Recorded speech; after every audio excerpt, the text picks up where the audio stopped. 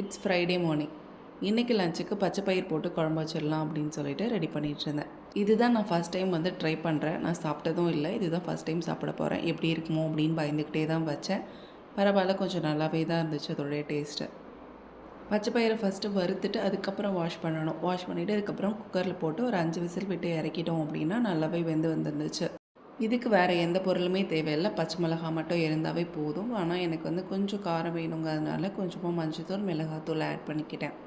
ஒரு வாணலில் கொஞ்சமாக எண்ணெய் விட்டுட்டு கடுகு, சீரகம் பொரிஞ்சதும் வெங்காயத்தையும், பச்சை மிளகாய், பூண்டு இது எல்லாத்தையும் கட் பண்ணி வச்சிருந்ததை போட்டு வதக்கிட்டு அது கூடவே தக்காளியும் போட்டு வதக்கிடணும்.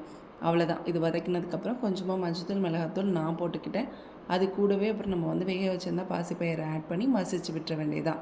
ஒரு கொதி விட்டு இறங்கினா நம்மளோட பச்சை பயிர் குழம்பு சூப்பராக ரெடி ஆகிடுச்சு. இன்றைக்கி காலையில் பிரேக்ஃபாஸ்ட்டுக்கு இட்லி வச்சுட்டு அப்படியே சாம்பார் வச்சிடலான்னு சொல்லிட்டு சாம்பாரும் வச்சாச்சு.